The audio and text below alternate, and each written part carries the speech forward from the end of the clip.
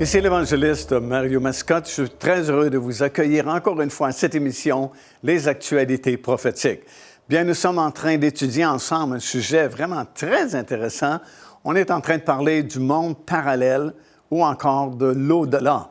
Et beaucoup de questions sont posées par plusieurs personnes, bien sûr au sujet de l'au-delà, la vie après la mort. Est-ce que ça existe?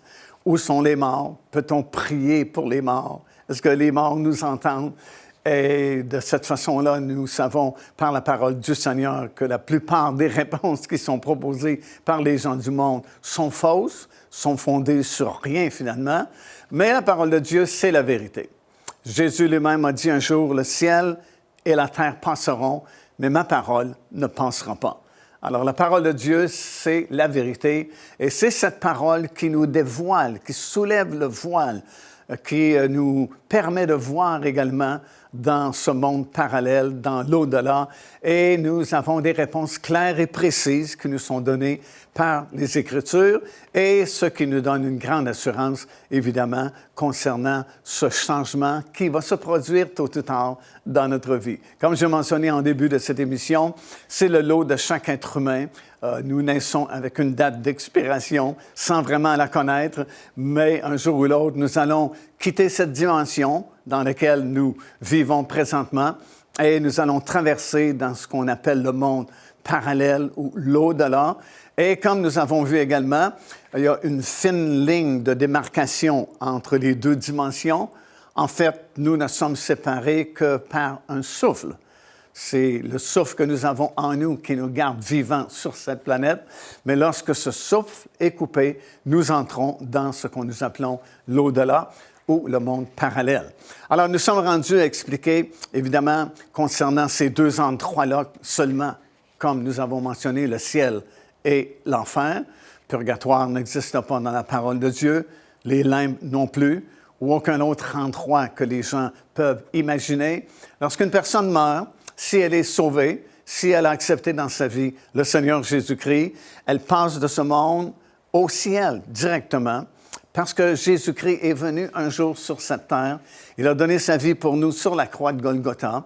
Et par sa résurrection, la Bible dit qu'il a inauguré la route nouvelle qui conduit notre esprit et notre âme au ciel au moment où nous traversons dans ce monde parallèle. Comme on a expliqué à plusieurs reprises, lorsqu'un croyant meurt, une personne juste, parce que nous sommes justes en Jésus-Christ, lorsque cette personne décède, son corps retourne à la poussière de la terre, mais immédiatement, instantanément, son esprit et son âme, qui sont vraiment la vraie personne, s'en vont directement avec le Seigneur. Le corps retourne à la terre, mais l'esprit et l'âme s'en vont directement au ciel avec le Seigneur. Si une personne meurt injuste, c'est-à-dire qu'elle n'a pas accepté comme sauveur le Seigneur Jésus-Christ, elle continue de descendre dans le séjour des morts et elle restera là jusqu'à la toute fin du règne de 1000 ans, alors que tous les autres morts, ceux qui n'ont pas été ressuscités dans la première résurrection, reviendront à la vie, seront jugés devant le grand trône blanc de Dieu et malheureusement, leur destination finale sera l'étang de feu pour toujours. Mais, gloire à Dieu, à cause de Jésus-Christ, ceux qui ont cru dans l'œuvre qu'il a accomplie pour nous sur la croix de Golgotha, lorsque nous allons mourir, nous nous en allons directement avec le Seigneur et nous serons vraiment conscients. Nous saurons que nous sommes là. Nous aurons toutes nos facultés que nous avons présentement. Nous pourrons penser, nous pourrons parler, nous pourrons analyser, comprendre les choses comme nous le faisons présentement. Et il y a plusieurs versets vraiment qui le prouvent dans la parole du Seigneur. Alors, c'est loin des enseignements, quelquefois, que nous entendons, qui affirment que peu importe si nous sommes croyants ou non, lorsque nous mourrons, c'est terminé, on n'a pas conscience de rien et ce n'est qu'à la résurrection que nous allons revenir à la conscience ou à la vie. C'est faux. Pour le croyant, comme pour l'incroyant, les deux sont vraiment très conscients, même si leur corps physique est mort. Et on a lu au sujet de certaines personnes, des exemples que nous avons lus particulièrement dans l'Évangile de Luc, dans le 16e chapitre, à cet effet-là. Alors pour nous, on s'en va directement au ciel, encore une fois, parce que la route qui donne accès au ciel maintenant a été inauguré par le Seigneur Jésus-Christ. Le voile a été déchiré. Ce voile nous empêchait vraiment d'entrer facilement dans la présence de Dieu. Mais grâce au Seigneur Jésus-Christ, le voile s'est déchiré. Lorsqu'il est mort sur la croix de Golgotha, c'est un des événements spectaculaires qui se sont produits. Le voile s'est déchiré de haut en bas, signifiant que désormais, l'accès à la présence de Dieu serait beaucoup plus facile. En fait, il s'agit de reconnaître notre besoin, accepter Jésus comme notre Seigneur et Sauveur, et puis déjà, nous sommes en communion avec Dieu. Déjà, spirituellement, nous avons accès à Dieu. Le voile est déchiré, le lieu très saint, le véritable lieu très saint, là-haut dans le ciel, nous est ouvert et nous pouvons y aller n'importe quelle heure du jour ou de la nuit, dans une fraction de seconde, vraiment. Nous pouvons quitter cette planète, quitter ce monde et entrer directement dans la présence de Dieu. Alors, on s'en va au ciel, mais le ciel, c'est curieux, pour la plupart des chrétiens, c'est une chose presque inconnue, parce qu'on ne sait pas où c'est le ciel, on ne sait pas qu'est-ce qu'il y a au ciel. La plupart des chrétiens ne savent pas ce qu'ils vont faire au ciel, mais tous les chrétiens veulent aller au ciel. Et c'est quand même bizarre parce qu'on a beaucoup d'informations dans la parole de Dieu concernant le ciel. Si jamais on pouvait avoir une vision aujourd'hui du ciel, on verrait que c'est peuplé, c'est meublé. Il y a énormément de choses présentement au ciel. Bien sûr, la première chose qui nous frapperait, c'est le temple céleste, qui a toujours existé et qui est là encore au moment où on fait l'enregistrement de cette production aujourd'hui, avec son lieu très saint, la présence de Dieu qui est là. Ça serait l'attraction principale du ciel. On verrait la Nouvelle Jérusalem qui est déjà prête, elle descendra sur la terre à la toute fin, mais elle est déjà là, là-haut, dans le ciel.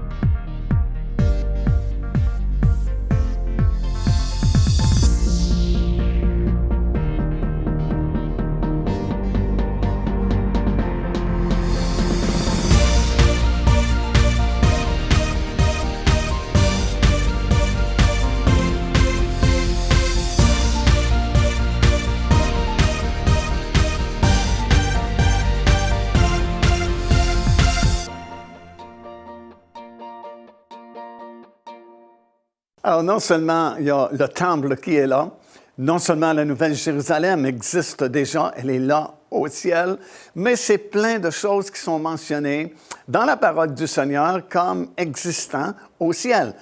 Parce que, bien sûr, parce que souvent les chrétiens n'ont pas le temps de lire, de méditer la parole du Seigneur, de faire des recherches, des études concernant notre avenir, concernant l'au-delà. Ce qui fait qu'il y a très peu d'informations, très peu de connaissances, même chez les chrétiens, au sujet du ciel. Et souvent, ils sont très surpris lorsqu'on parle de nombreuses choses qui existent et qui sont là présentement au ciel, là où nous nous en allons immédiatement après que nous décédons sur cette planète. Par exemple, bien sûr, on a parlé du temple céleste qui est l'attraction principale du ciel. Dans ce temple-là, il y a dans Apocalypse chapitre 8, verset 3, l'autel des parfums. Au ciel, il y a cette mer de verre comme du cristal, juste devant le tabernacle ou le temple céleste. Il y a le trône lui-même de Dieu qui est mentionné dans Apocalypse chapitre 4, le verset 2. Un arc-en-ciel tout autour du trône de Dieu. Il y a des maisons. Jean parle dans le 14e chapitre de maisons, de châteaux, vraiment de grandes résidences qui sont là, construites au ciel et qui nous attendent notre venue. Il y a des montagnes au ciel. Il y a, bien sûr, la ville, la Nouvelle Jérusalem. Il y a des arbres au ciel. Il y a un fleuve d'eau de la vie qui coule dans le ciel. Parce qu'en réalité, le ciel, c'est comme une planète dans l'univers, dans une lumière inaccessible à l'être humain, comme l'apôtre Paul va dire à Timothée dans sa lettre à Timothée. Mais en réalité, c'est un endroit réel, c'est pas un endroit flou. Souvent, les chrétiens pensent que nous allons flotter dans le vide, dans l'univers, pendant l'éternité, sur un nuage à jouer de la harpe.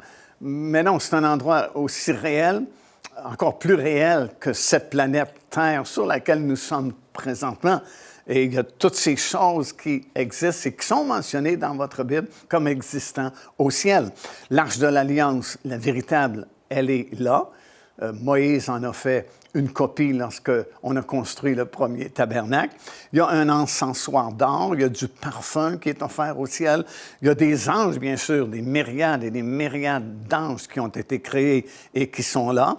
Il y a déjà des gens qui sont au ciel, qui ont été rachetés par le Seigneur.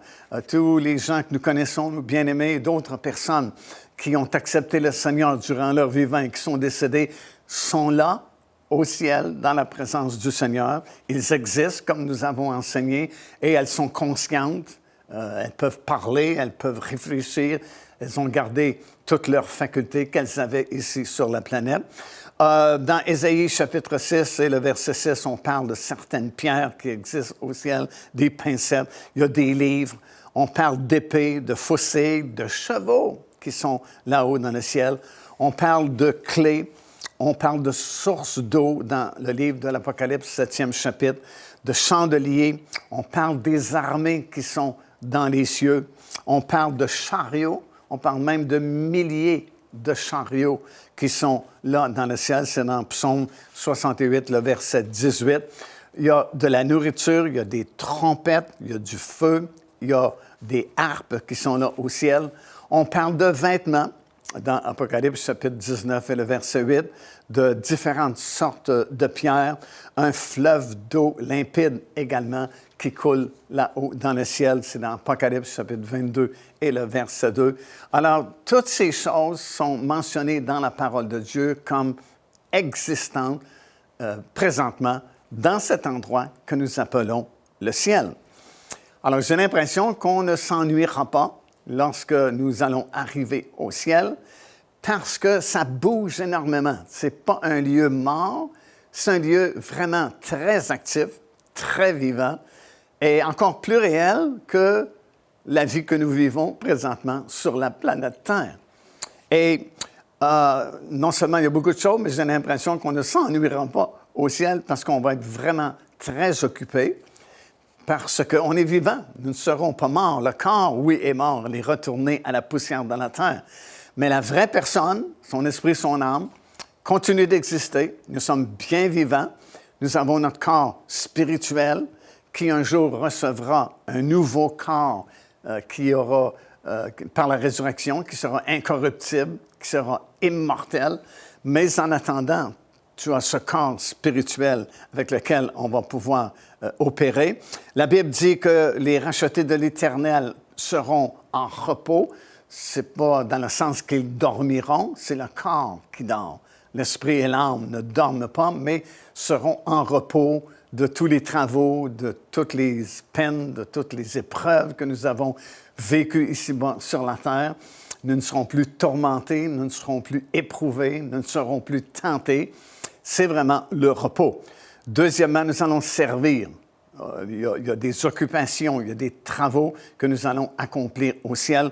Apocalypse chapitre 14 et le verset 13. Apocalypse chapitre 7, verset 15, ça veut dire également que les gens vont s'occuper à certaines choses dans le ciel.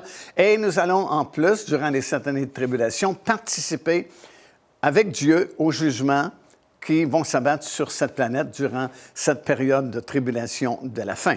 On lit ça dans 1 Corinthiens, le 6e chapitre, où l'apôtre Paul exhorte les Corinthiens à avoir un bon jugement, à développer un bon jugement dans les choses de la vie courante présente. Parce que, dit-il, ne savez-vous pas qu'un jour, nous allons même juger les anges?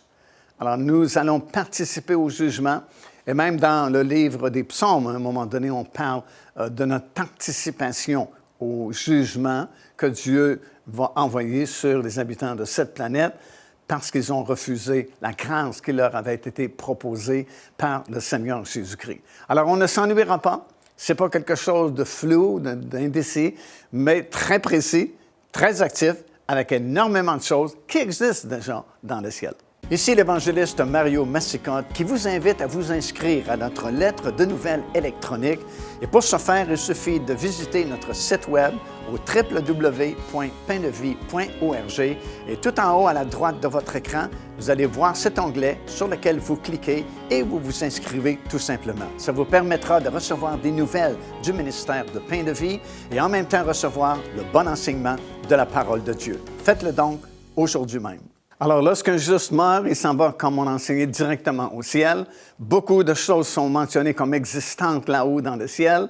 Nous aurons des occupations, des travaux, participerons au jugement avec le Seigneur Jésus-Christ. Alors, on ne s'ennuiera pas. Il y a beaucoup de choses qui seront à faire et nous serons dans la paix parfaite, dans la joie parfaite avec notre Dieu, avec le Seigneur Jésus-Christ.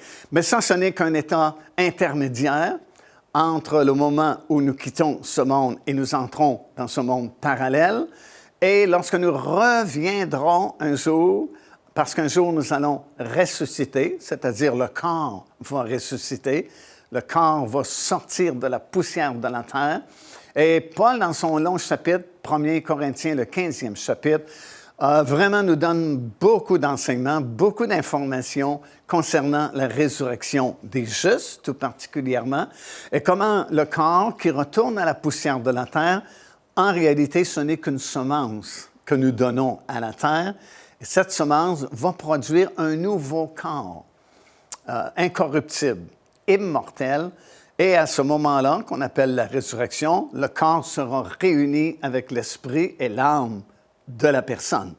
Alors, lorsqu'une personne meurt présentement dans le Seigneur, encore une fois, son corps retourne à la poussière de la terre et il attend un jour la résurrection. Son esprit et son âme directement au ciel dans la présence du Seigneur. Beaucoup d'occupations jusqu'au moment de la résurrection. Ça, c'est l'état intermédiaire entre la mort et la résurrection de la personne. Et cet état intermédiaire, un jour, va se terminer puisque un jour, nous serons vraiment rendus à la fin. Le Seigneur Jésus-Christ va revenir sur cette terre et à ce moment-là, aura lieu la fin de la première résurrection. Maintenant, dans la Bible, la résurrection est mentionnée sous deux aspects. Première résurrection et deuxième résurrection. Première résurrection est appelée la résurrection des justes. La deuxième résurrection, elle est appelée la résurrection des injustes ou tous les autres morts, c'est-à-dire ceux qui n'ont pas été ressuscités dans la première résurrection. Si vous faites l'harmonisation des Écritures, et en passant, c'est la meilleure façon d'étudier la parole du Seigneur, harmoniser tous les versets sur un sujet ou un thème en particulier. Par exemple, si vous voulez savoir ce que Dieu dit exactement concernant le salut, prenez tous les versets qui parlent au sujet du salut, faites-en l'harmonisation et alors vous aurez la véritable pensée de Dieu sur ce sujet-là. Et si vous faites la même chose avec n'importe quel autre sujet que vous voulez étudier, bien, vous allez savoir exactement ce que la Bible dit, ce que Dieu pense sur ce sujet-là, et vous ne serez plus à la merci des hommes ou des religions ou des sectes qui enseignent toutes sortes de choses contradictoires. Alors, selon la parole de Dieu, si vous faites l'harmonisation au sujet de la résurrection, vous découvrez justement qu'il y a deux résurrections, celle des justes, celle des injustes. Celle des justes est appelée la résurrection d'entre les morts, parce que ce ne sont pas tous les morts qui vont ressusciter, mais seulement ceux qui ont été sauvés. Tandis que la deuxième résurrection, celle des injustes, elle est appelée la résurrection des morts ou des autres morts. Celle-ci, la deuxième, va se produire qu'à la fin du règne de 1000 ans. Alors, ça veut dire que tous les gens depuis Adam et Ève, jusqu'à la toute fin, au retour du Seigneur Jésus-Christ, qui meurent injustes, c'est-à-dire sans Christ, sont retenus captifs dans le séjour des morts et ils resteront là jusqu'après le millénium où se produira instantanément, dans un seul moment, la deuxième résurrection. Tous les autres morts ressusciteront en même temps. Mais il n'en est pas ainsi pour la première résurrection. La première résurrection, elle se fait progressivement. Elle a déjà débuté il y a 2000 ans par la résurrection du Seigneur Jésus-Christ, qui, selon la Bible, est les prémices de la première résurrection. Autrement dit, le premier qui doit ressusciter dans cette résurrection des justes. Et en harmonisant les Écritures, justement, nous découvrons qu'il y a 7 rangs qui composent la première résurrection. D'abord, numéro 1, c'est la résurrection de Jésus-Christ, qui est déjà passée depuis à peu près 2000 ans.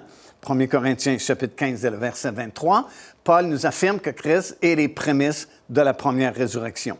C'est suivi de plusieurs saints de l'Ancien Testament qui sont déjà ressuscités, Matthieu, chapitre 27. Ce sera suivi par la résurrection de plusieurs saints du Nouveau Testament au moment où la trompette va sonner. Dans Apocalypse, chapitre 7, un peu plus tard, il y aura cette grande foule qui revient à la vie et qui se trouve devant le trône de Dieu. Puis, ce sera suivi des 144 000 Juifs qui seront scellés, mais ressuscités au chapitre 14 du livre de l'Apocalypse. Il y aura une dernière moisson de la terre où des millions de personnes seront sauvées et ressuscitées, Apocalypse chapitre 15. Et ce sera suivi d'un 7e et dernier rang de la première résurrection, les martyrs qui auront donné leur vie pour le Seigneur durant la période des 7 années de tribulation. Dans Apocalypse chapitre 20, ça dit qu'ils revinrent à la vie et régnèrent avec Christ pendant 1000 ans. Alors voilà, ça complète la première résurrection. Procurez-vous cet enseignement disponible dès maintenant sur notre site web au www.paindevie.org. En visitant notre boutique web, vous pourrez commander ou même télécharger les enseignements. Vous trouverez aussi plusieurs autres produits contenant des centaines de sujets pour votre édification. Alors, c'est très important de remarquer cela et de comprendre cela, qu'il y a différents rangs qui forment la première résurrection. Et ça confirme ce que l'apôtre Paul a enseigné aux Corinthiens dans le 15e chapitre, alors qu'il a affirmé que oui, nous allons tous ressusciter, mais, dit-il, chacun en son rang. Donc, il y a des rangs différents qui composent la première résurrection ou la résurrection des justes. Et comme nous venons de constater et que nous venons d'énumérer, il y a 7 rangs qui sont mentionnés dans la Bible qui forment la première résurrection. Le premier rang, comme j'ai mentionné, c'est le Seigneur Jésus-Christ, parce que la Bible dit qu'il doit être le premier en tout. Et le dernier, le 7e et le dernier rang, ce sont les âmes des martyrs des 7 années de tribulation qui, au moment où Jésus-Christ va revenir sur la terre, vont revenir à la vie et vont régner avec le Seigneur Jésus-Christ pendant le temps du millénium. Alors, à ce moment-là, la période intermédiaire entre la mort et la résurrection sera terminée. Comprenez, si quelqu'un meurt aujourd'hui et que cette personne est sauvée, elle s'en va directement au ciel. Elle est pleinement consciente, elle sait où elle est, et puis elle a gardé ses attributs qu'elle avait. Elle peut parler, elle peut penser, elle peut ressentir des choses. Et elle est dans un état intermédiaire parce qu'elle attend la résurrection de son corps. Et lorsque le temps sera venu, dans l'un ou l'autre de ces différents rangs de la première résurrection, tel que nous l'avons mentionné, bien, son corps va sortir de la poussière de la terre et sera réuni avec l'âme et l'esprit de la personne. Et lorsque le dernier rang de la première résurrection sera produit, lorsque le Seigneur Jésus-Christ sera venu sur cette terre, bien, la première résurrection sera complète. Il n'y a plus d'autres personnes qui feront partie de la résurrection des justes, parce que c'est le 7e et dernier rang de la première résurrection. Après ce dernier rang plutôt de la résurrection, c'est le règne de 1000 ans qui va débuter. Il y aura une cérémonie d'ouverture du règne de 1000 ans.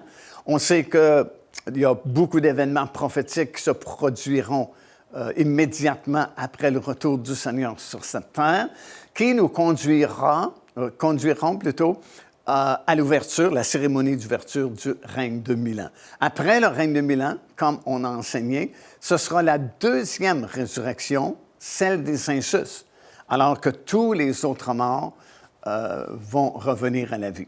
Mais écoutez bien, le livre de l'Apocalypse est le seul livre qui nous montre la position au ciel des différents rangs de rachetés qui font partie, si vous voulez, de la première résurrection.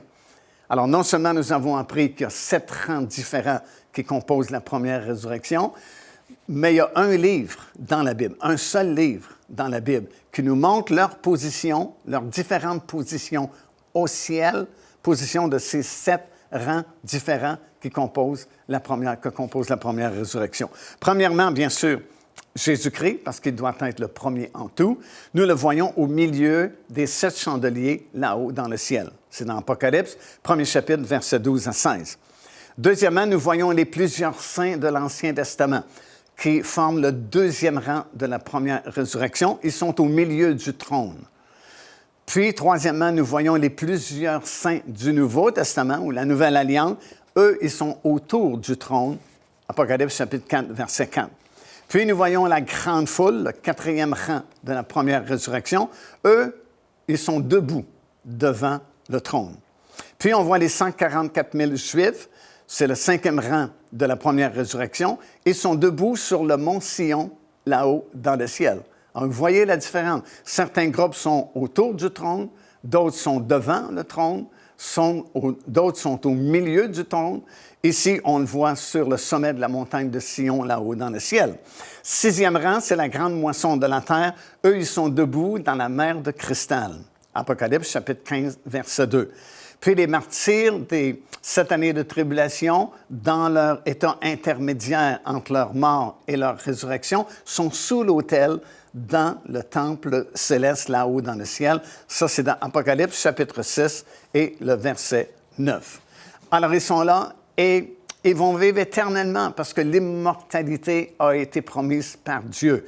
Dans 2 Timothée, 1er chapitre, ça dit « Le Seigneur Jésus-Christ a détruit la mort et il a mis en évidence la vie et l'immortalité par l'Évangile. » Également, dans Romains chapitre 2, verset 6, il est écrit « Dieu rendra à chacun selon ses œuvres, réservant la vie éternelle à ceux qui, par la persévérance à faire le bien, cherchent l'honneur, la gloire et l'immortalité. » Alors, nous allons vivre pour toujours, d'abord dans un état intermédiaire là-haut dans le ciel, où nous serons vraiment très occupés à différentes choses, et soudainement, la résurrection se produira et nous vivrons éternellement dans un corps nouveau, incorruptible, glorieux, un corps qui sera à l'image du corps du Seigneur Jésus-Christ lorsque nous l'avons vu ressusciter d'entre les morts. Alors, ça vaut vraiment la peine d'être fidèle, de rester fidèle jusqu'à la fin, parce que notre avenir est glorieux et il est assuré par Jésus-Christ.